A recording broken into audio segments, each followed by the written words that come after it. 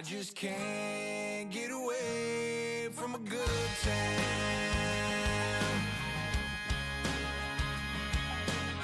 We're good. Right, I figure we got 45 minutes now until the fun ashore, fun aboard presentation. So what would I normally do in this time? Well, grab a coffee, take a stroll, say hi to people. But Brad, I thought this morning we could find a quiet little nook and catch up. Now let's check if the piano bar is open. It is. Right. Come on in. Alrighty. We'll find a nook in the corner and let's have a catch up. Yeah. Because it's been a while since I've seen you. For sure, for sure. And the last time I saw Am I you recording this or? Yeah. Oh, okay. the last time I saw you was Mardi Gras, right? Yeah. Oh my word. And then since then I've been here bringing this ship out. Yeah. And it's very similar but so very different. How so? It's I mean, first of all, the difference between Port Canaveral and Miami, for our guests that come and cruise, there's a different buzz. I think Miami is a cruise mecca, and it's got a huge international and internal like hub airport. We have a lot of folk coming in from all over. Like, we get people in from the northeast, we get people coming in from the northwest, from California, from central states as well, from Texas, and across the south here. Whereas in Port Canaveral, I found that it was mostly people coming down from the northeast. Oh, okay. Strangely, and I don't think there's an exact science to say only people from the northeast will cruise from Port Canaveral.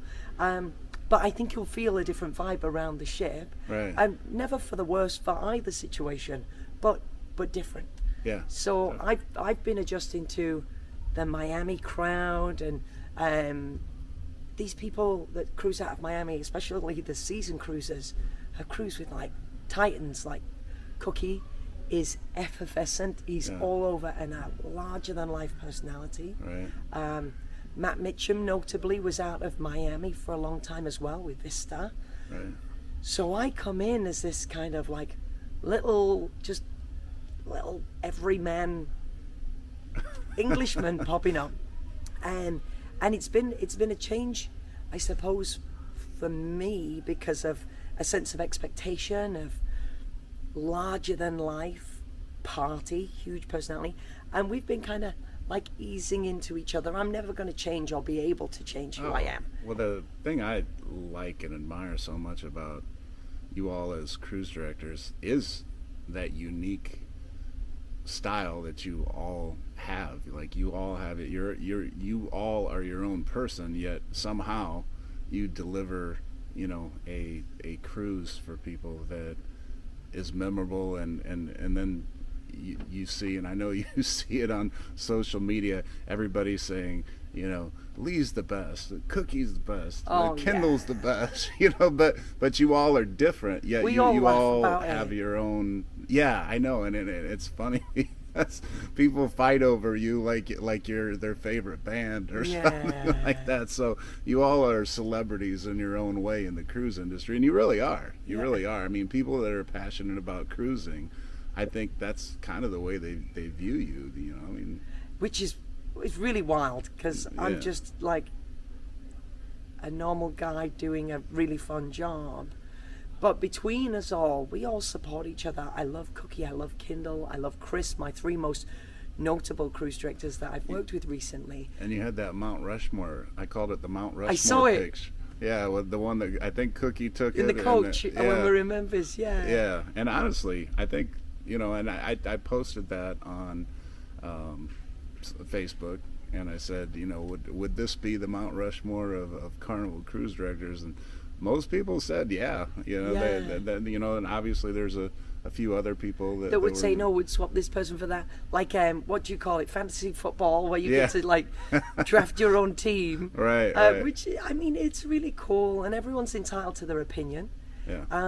There was a lady on one of the Facebook groups the other day that wrote, I love Cookie, I don't care for Lee Mason. And then I wrote, Well, I love Cookie too. No hard feelings. Yeah, But right. it's honest. And then, you know, there are other people that come in. I really appreciate the support. That was one of the biggest, I think, hurdles I found with bringing out a new ship. And the attention that comes with winning awards. And you've been really, really kind to recognize, like, my successes and my achievements along the way. But with achievement, I suppose, comes a heightened scrutiny Yeah. from some people. They're like, well, why did this guy get that recognition when my favorite deserves it? Right. And I understand that comes from a really positive place. Yeah. And the internet is just a hotbed of opinion. Yeah. And if you're going to be, and no doubt you find it as well, Oh yeah. being on Facebook and YouTube and everywhere you are. And it's usually a very few, but those few seem like much larger numbers when it's a bad remark or something. It's like a white hot poker when Yeah. someone says one thing, and even if it's not like personal or I don't like you, but sometimes people are like, oh, maybe you shouldn't have done that.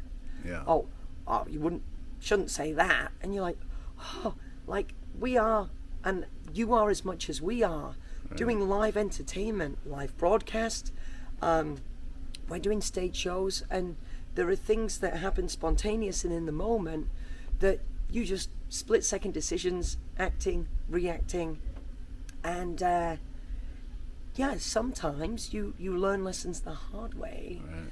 But that was a big thing for me, since being announced for Celebration and coming out, having that kind of spotlight, that increased intensity of scrutiny was a big adjustment. And I wrote about it on Facebook. I was like, oh, but not just for me, a lot of the cruise directors get it. We had Dion. I don't know if you've ever cruised with Dion. On the no, I haven't. Not Dion. No. Dion Williams, no Yeah. relation to Chris. No. But Dion came to conference and told us a story, and I won't go into detail because it's his story and his experience, and it's not my place to try and articulate it.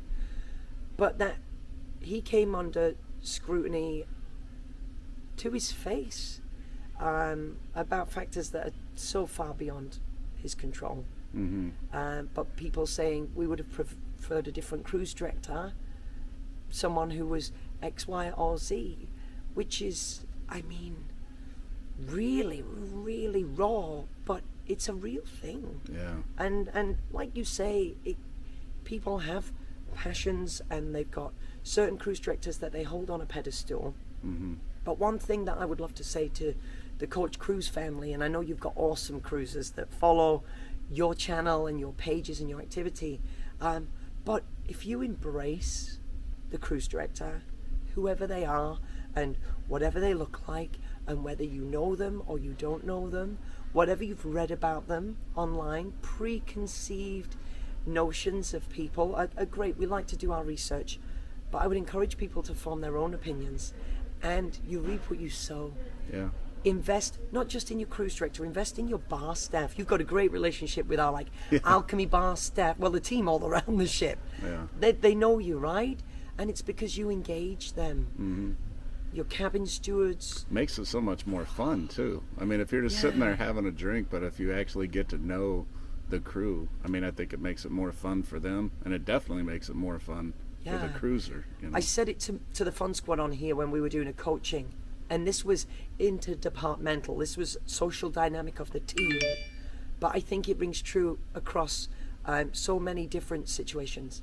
I said to the team, a bridge has to be built from both sides. So when you take your cruise, come on out and meet the crew halfway. But I told the Fun Squad they have to come in with the mindset that they have to build the bridge the whole way. And if we've got that approach, and you've got that approach, we are either going to meet in the middle, cross right over, and just be so intertwined. But I truly believe you reap what you sow, and these personal relationships, or interpersonal relationships, should I say, between us around the ship, they can take a normal cruise, just a vacation, and make it into a definitive vacation of a lifetime. Absolutely. And there are people out there that poo-poo cruise directors and say, well, I don't need a cruise director to have a good time. And I would say you are the perfect example, Brad, of someone who doesn't need a cruise director.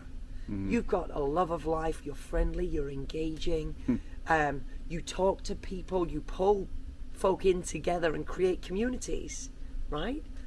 But even you, someone who has that ability, you appreciate the cruise directors and the entertainment team and the staff on board for what they do, because you understand that if we work together, we can go even further. Yeah.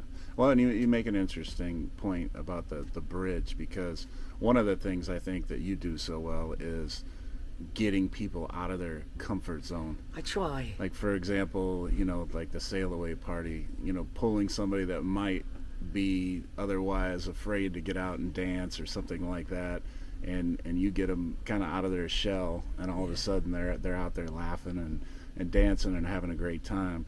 And I find that yourself and your fun squad, you do a great job of trying to get people to, like, hey, you're on vacation, forget about this image and everything else, and just have fun. So, and that's across the Carnival fleet, but you guys especially just did a fabulous job of that. Thank you. Yeah, Thank you. sure. Well, I just thought a quick 5-10 minutes somewhere quiet, because we're going to go rush around. Yeah. How about we take a quick walk? So what I like to do in the mornings is I like to walk the public areas of the ship and to say good morning or hello to our guests, but only places where it makes sense. Right. That they'd see me. Well, let me ask you a question, because I know people are going to be mad at me if I don't. Go on, ask it. But you had the opportunity. I know Carnival does their best to try to accommodate, situations where if you're in a relationship or whatever. But obviously, you got the pleasure of being with your Geraldine, love, Geraldine. And obviously she's left recently. But how was that? The first experience, to where you actually got to share. Oh, well, if I'm honest with you, Brad, it was a whirlwind. We were both so busy. We had a lovely time in Finland, but Geraldine was working a night shift to begin with, rehearsing the shows when the construction on board was at its minimum. Okay. I was helping out in the day, unloading, receiving, materials, whether it's supplies, costumes, musical instruments, with the team, and helping coordinate the storage and the setup. So we got a few off days in Finland, which were magical. Then when we started cruising, adrenaline, fear, stress, euphoria, like what a cocktail of emotion. But it also meant that my priorities were definitely honed in on delivering the job and focusing on doing a good job, not getting fired, not letting anyone down, because I'd been chosen to be the inaugural cruise director. My mum sailed with us on the transatlantic, and on a 2-week voyage I saw my mum, honestly, maybe 2 days. Oh, jeez. It's the guiltiest I've ever felt. For my mum and Geraldine on that first contract, because I was so busy. Right. Then, fast forward through my vacation, and I come back. And while I was on my break, I was like spent. Yeah. And when I got home, I slept for like 4 or 5 days straight. Didn't want to move, didn't want to go anywhere. My mum checked in on me. She's like, "Are you okay?" I was like, "I'm fine, Mum." I said, "I'm just enjoying not doing anything. Right. Just being quiet." She's like, "Okay, but you're okay?" I'm like, "Mum, I'm fine. I'm just..." But before I came back to work, I made a few promises to myself that I was going to make the most of my opportunities on board and in port. I spoke to you and Mark when we did that live video. Yeah. And I said to you all that I'd had this idea about starting the YouTube channel, which is now a thing. Yeah, it's awesome. And if you're not subscribed to Lee, let me say it right now, you need to be, because if you're all about the cruise life, then there's nobody really that I know of that's putting it out there the way Lee is. So, and you get it on every day or every couple days, he's coming out with the video. So yeah, you definitely want to check it out. Yeah, so for me, that's a passion project. That's not, some people think it's like a marketing platform for Carnival. And if seeing my videos makes people want to cruise, then that's great. But I'm not employed as a like Carnival influencer on YouTube. That's for me and my passion. And as you've seen from the camera I was carrying around this morning, absolutely, I went from shooting on my cell phone to shooting on a GoPro to now committing to like this full semi-professional camera rig, if you will. Yeah, and you do have that love of photography, because I was speaking with Mark, and when we say Mark, it's Mark from the cruise world. Yeah.